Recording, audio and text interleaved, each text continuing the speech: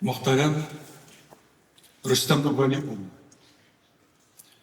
muhterem Vasil Abdülgayyazoğlu, muhterem Almaz Raviloğlu, muhterem muftiler, aksakallarımız, veteranlarımız, devlet işliklilerimiz, hürmetli aziz hizmetteşlerim, imamlar, Россия Federasyası Müslümanlar Diniye Nazaratı hem şahsen öz ismimden sizni barağızını da pak İslam dinimizin selamı Esselamu aleykum ve rahmetullahi ve berekatuhu deyip selamlayayım.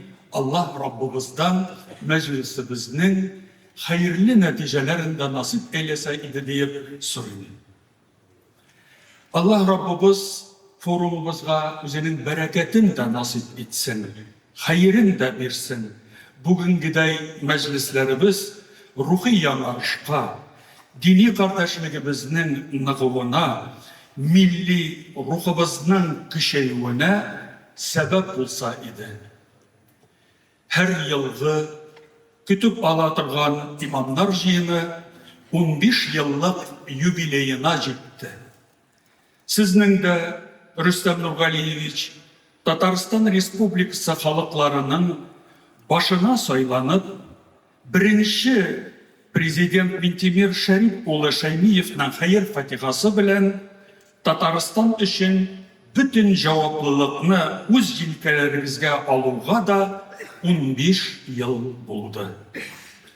Bu ulu vazifadagi sizning umushlaringizga barımızda biz şahit. Dünyanın qaysi gına pişmaklarında yaşasak da Tataristan'ın umuslarına can kalbimizden suyunabız. Tataristan Respublikası reisin saylovda şahsen katnaşmasak da sizge bu yolunuzda devam eterge her vakit bizden hayır, dua, izgi dileklerimiz. Tatar din ehilleri forumunun izgi bulgar jiyini bilen bir-birsine tutaşıp uzuvunda ulu hikmet hem hayır var deyip sanıyız. Hazırgi Tataristan Respublikasının bişigi, medeni şığanağı bulgan bulgar jirlerin turguzuda tüp güçlü ilimizin siyasi turmuşundağı en muhterem zatlarının birisi Mintemir Şeripoğlu Şaymiyev koydu. Bu izgi iş için Allah Teala razı bulup aksakalımızga hayırlı uzun ömür, bereketli turmuş, selametlik ve iminlik nasip eylesin.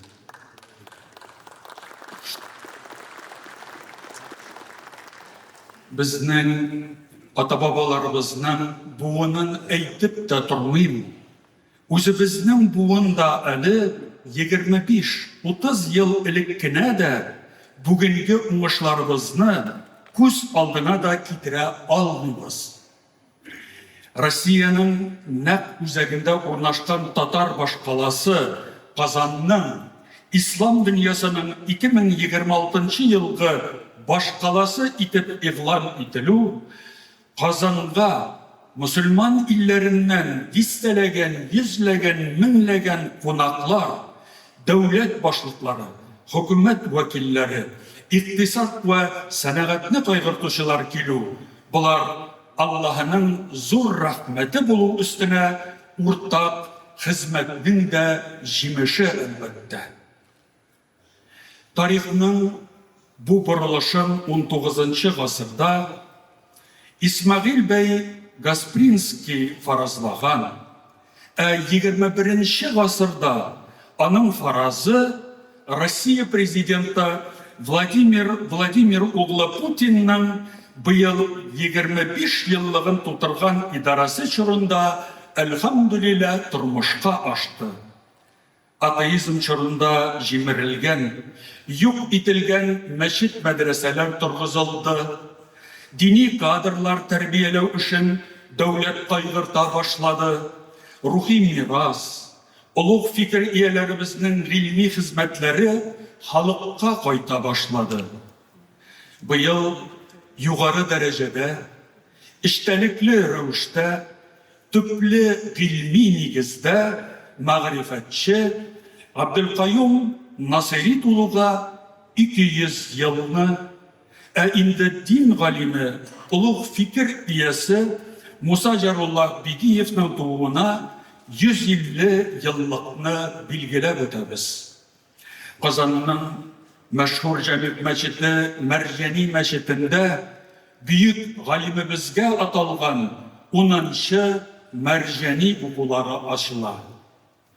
Дәүләт хезмәтендә, хәрби хезмәттә, шул исәптән махсус хәрби операция барышында да фән, мәдәният, спорт вә башка күп өлкәләрдә мөселманнар зур уңышка ирешә, ил данын күтәрә, алгы сафта баралар, Аллага шөкер.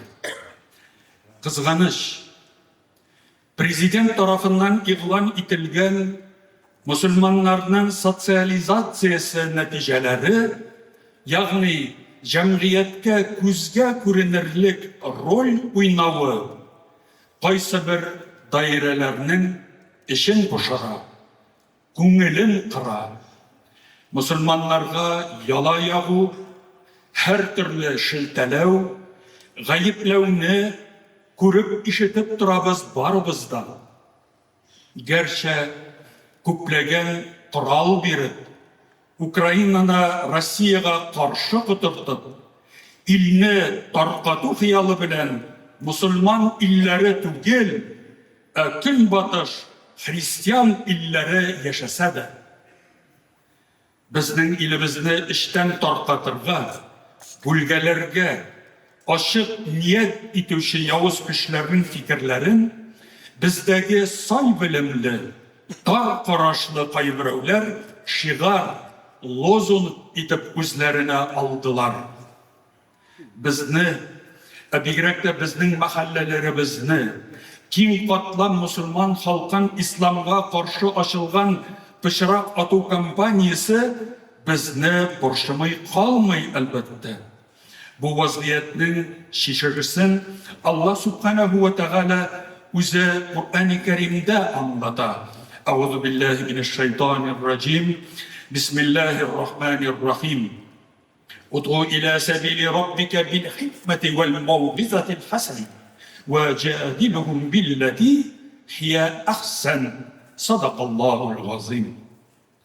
Раббыбызның юлына хикмәт вә күркәм үгетләү белән чакыр. Һәм бәхәсеңне дә яхшылык нигезендә алып бар дип таләп итә без мөселманнардан, кешелектән Аллаһ Субханаһу ва Тәгалә. Ягъни халыкчан итеп әйткәндә, таш белән аттанга аш белән ат. Шиктән шиккә атылулар, шамадан чыгулар, булар барысы да атеизм шырыннан ваз кичеп, рухи яңарыш юлына басуның, шул юлдагы киртәләргә очрауның нәтиҗәсе дип карарга кирәк. Сабырлык, түземлек, хикмәт, алга карап эш итү белән генә бу күчеш чорының сикәлтәләрен без узарбыз иншалла. Тотырыклы бер вазгыятькә ирешә алырбыз, Аллаһ насип итсә. Мөселман һәр вакыт җәмгыятьнең бердәмлеге, эчке татулыгы сагында торучы көч булырга тиеш. Һәм шулай булыр да дип ышанам иншалла. 120 еллыгын билгеләп үткән безнең Мәскәү Җәмигъ мәчетебез һәр гаит сайын йөзләгән мең мөселман иратларын җыя. Аллаһга шөкер.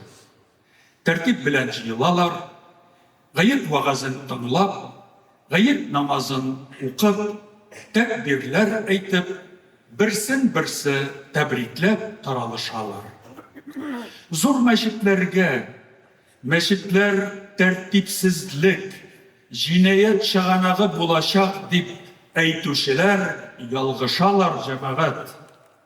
Мәскәү генә түгел, Түбән Новгород, Ульяновск, Омск, Астрхан кебек шәһәрләрдә, гәрчә алар милли республикаларның баш каласы булмасалар да, берничә мәчет эшләп килә. Яңалары төзелә һәм бернинди дә кискен вазгыять, айрым куркынычлар тумый. Мәчетләр куркыныч кушагы түгел ул, Аллага шөкер. Безнең милләтебез бүтән дөньяда мәчетләр салдырып, аларны тәрбия кылучы милләт буларак дан казанды. Хәтта дәһшәтле авыр бөек ватан сугышы елларында да мәчетләребез ябылмаган гына түгел, алар халыкның рухи сагында торган, фронтка ярдәм күрсәткән, имамнарыбыз мәчет бусагасыннан Кызыл армия солдатларын хайыр фатихасын биреп, фронтка узатып калган. Сугыштан соңгы чорда да фронтовик имамнарыбыз, фронтовик мөтәвәлият агзалары тырышлыгы, тәвәккәллеге ва батырлыгы белән бик аз санлы булса да, мәчетләр динне саклап килде. Рухи җепне дин иреге ачылганга кадәр сузды ва 70 ел аша ике заманны бергә тоташтырды. Бу сүзләрем бөек ватан сугышы кырларында ятып калган, сугышта катнашкан, сугыш өчен тылда авыр хезмәт куйган барлык ватандашларыбызның рухына дуга булып барса иде дип, Аллах Раббымнан сорыйм, кадерле милләттәшләрем. Барыгызны да ватаныбызның бөек бәйрәме, бөек ватан сугышында җиңүнең 80 еллыгы белән ихлас күңелемнән котлыйм. Шул еллардагыча, һәр дәврдәгечә бүген дә имамнар халык белән бергә, халык борчулары белән яши, аның уңышлары белән сөенә, илнең, дәүләтнең терәге булырга омтыла. Рухи әхлакый кыйммәтләрне саклый, халыкларның ва дин арасындагы татулыкны ныгыта.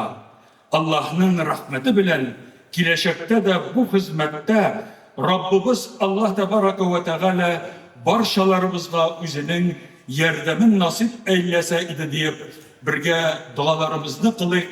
Газиз дин кардәшләрем, хөрмәтле милләттәшләрем, игътибарыгызга рәхмәт. Вассаламу алейкум ва рахматуллаһи ва баракатуһ.